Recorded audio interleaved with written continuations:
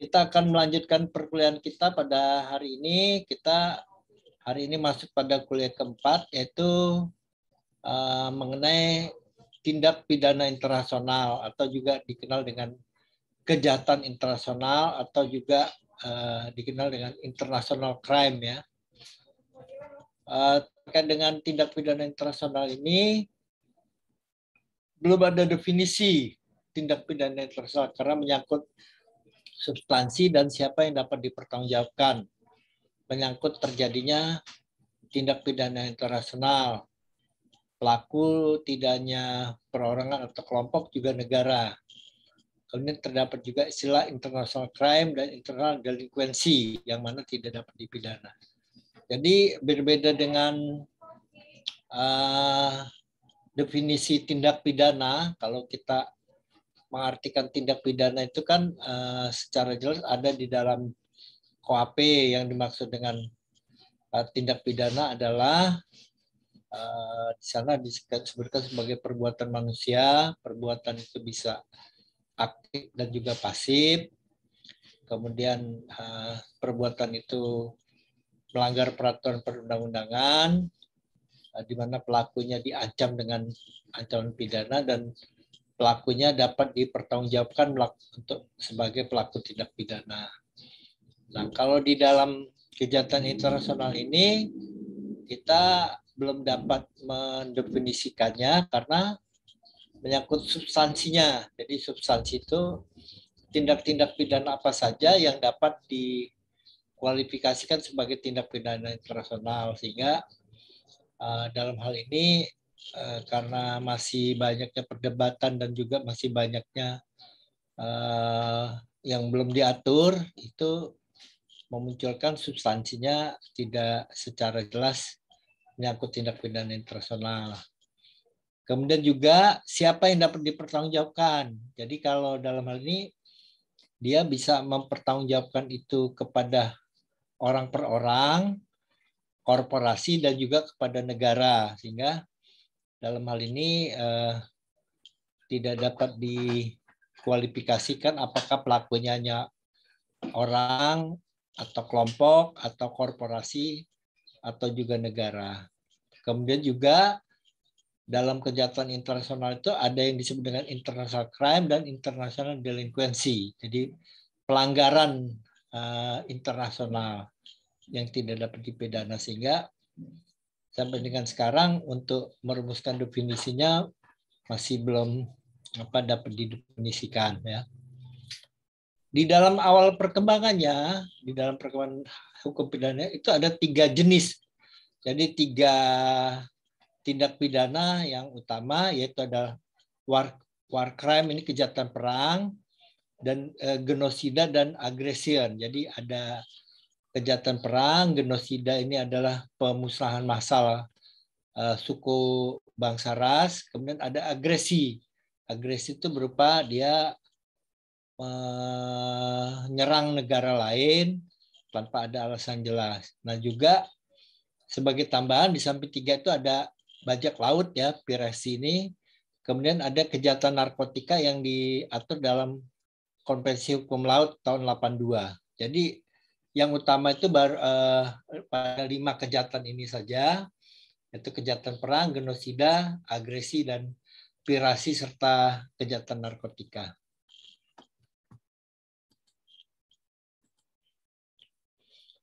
Nah, dalam hal ini kemudian berkembanglah dari konvensi-konvensi yang ada itu menyatakan bahwa tindak pidana internasional adalah setiap tindakan yang ditetapkan di dalam konvensi-konvensi multilateral dan diikuti oleh sejumlah tertentu negara peserta, sekalipun di dalam tergantung salah satu dari ke-10 karakteristik pidana. Nah, oleh karena itu, akhirnya dari kesepakatan dunia internasional, dari konvensi-konvensi multilateral yang diikuti oleh beberapa negara, itu menentukan adanya 10 karakteristik untuk menyatakan bahwa suatu perbuatan merupakan termasuk di dalam tindak pidana internasional ya.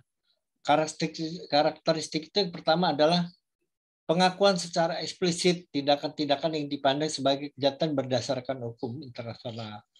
Jadi secara hukum internasional itu tindakan itu secara nyata dipandang sebagai kejahatan. Itu yang pertama. Kemudian yang kedua, pengakuan secara implisit ya. Jadi kalau tadi pengakuan secara terang-terangan secara nyata, kalau ini pengakuan secara diam-diam, sifat-sifat pidana dari tindakan-tindakan tertentu dengan menetapkan suatu kewajiban untuk menghukum, mencegah, menuntut, menjatuhi hukuman atau pidananya. Kemudian yang ketiga adalah kriminalisasi atas tindakan-tindakan tertentu. Jadi perbuatan itu dikriminalkan sebagai suatu kejahatan. Kemudian adanya kewajiban atau hak untuk menuntut.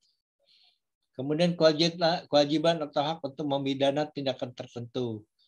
Kemudian kewajiban atau hak mengekstradisi. Kewajiban atau hak untuk bekerja sama dalam hal penuntutan, pemidanaan, termasuk bantuan yudisial dalam proses pemidanaan. Nah, jadi dalam hal ini pada poin kedua itu dia adanya suatu pengakuan secara diam-diam sifat-sifat pidana dari tindakan tersebut. Kemudian yang ketiga adalah bahwa tindakan itu dikriminalisasi sebagai kejahatan. Kemudian keempat adanya kewajiban atau hak untuk menuntut. Yang kelima adalah kewajiban atau hak untuk membidana tindakan tersebut. Yang keenam adalah kewajiban atau hak untuk mengekstradisi. Jadi ekstradisi ini dapat si penjahat itu dibawa ke negara yang mana si pelaku melakukan tindak pidana berdasarkan perjanjian ekstradisi. Kemudian yang ketujuh adalah kewajiban tahap untuk bekerja sama. Jadi dalam hal ini negara-negara itu dapat bekerja sama untuk melakukan penuntutan, pemidanaan, termasuk bantuan yudisial dalam proses pemidanaannya. Kemudian yang kedelapan adalah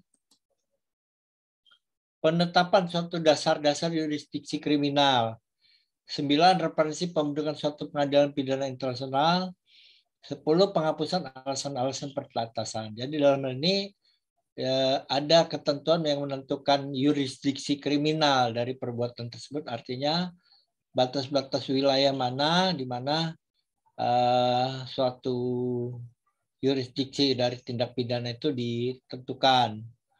Kemudian adanya referensi di mana era sebagaimana kita tahu setelah dibentuk ICC atau International Criminal Court, pengadilan pidana internasional yang mengadili tindak pidana tersebut. Yang terakhir adalah penghapusan alasan-alasan perbatasan. Nah, jadi di dalam tindak pidana internasional itu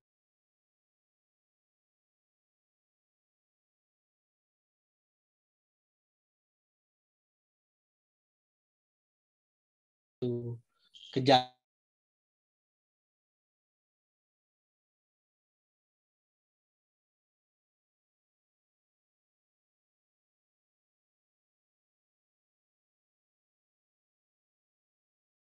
perintah jabatan itu tidak dapat dipidana pasal 51 KUHP. Itu sebagai alasan penghapus pidana di mana seorang bawahan yang melaksanakan perintah atasan itu tidak dipidana.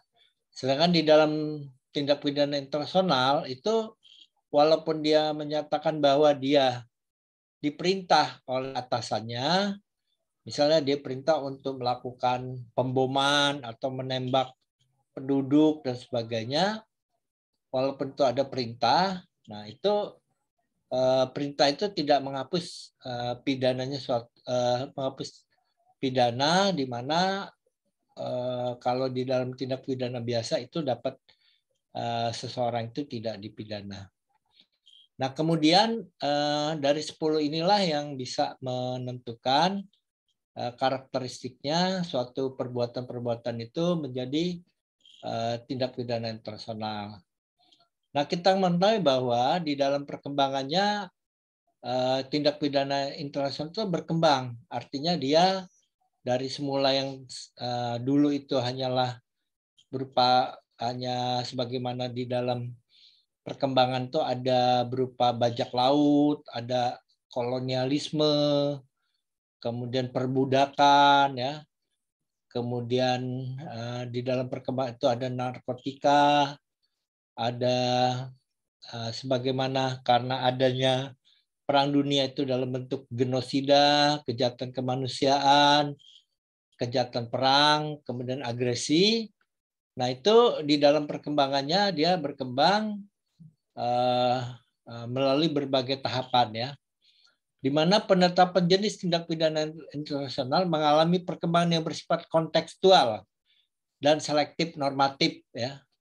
Jadi ada dua yang menjadi filter tindak-tindak pidana internasional itu menjadi tindak pidana internasional, yaitu di mana perkembangan yang bersifat kontekstual adalah perkembangan penetapan tindak pidana yang sejalan dengan perkembangan situasi masalah yang dihadapi oleh masyarakat internasional pada masanya. Sedangkan perkembangan yang bersifat selektif normatif adalah penetapan golongan tindak pidana sebagai tindak pidana internasional yang hanya dapat dilakukan berlandaskan konvensi-konvensi internasional tertentu.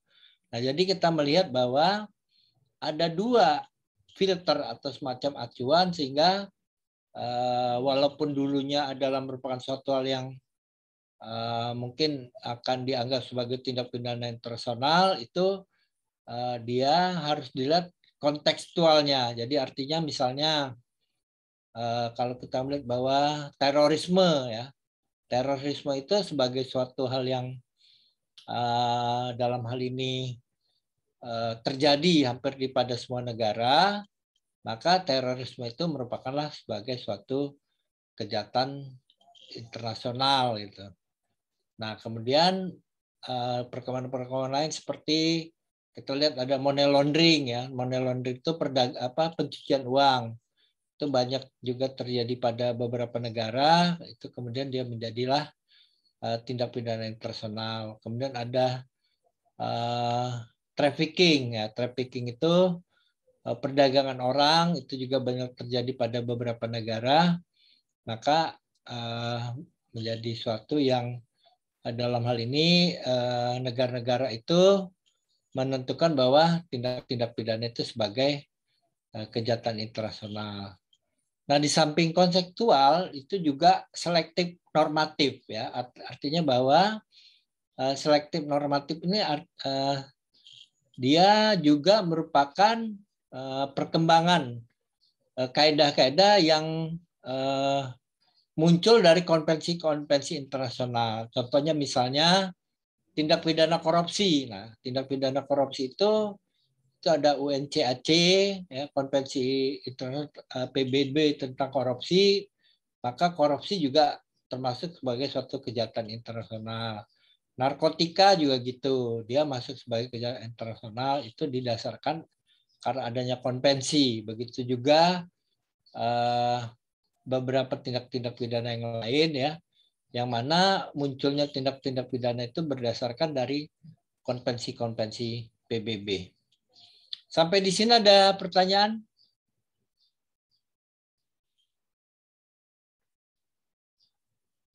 Ada pertanyaan? Belum Pak, izin Pak, masih mengerti Pak. Ya. Ya kalau ada pertanyaan silakan dapat dipertanyakan. Ini kalau nggak ada pertanyaan, kebetulan ini saya ditunggu ada tamu dari polisi dari Lampung Tengah. Udah nungguin dari tadi. Saya kira saya cukupkan sampai sekian dulu kuliahnya. Dan selanjutnya diharapkan untuk mengerjakan tugas yang ada di Piklas ya. Jangan lupa juga absen. Saya kira demikian pertemuan kita pada sore hari ini. Wabillahi taufiq wal hidayah. Wassalamualaikum warahmatullahi wabarakatuh. Waalaikumsalam warahmatullahi wabarakatuh. Terima kasih Pak. Terima kasih Pak.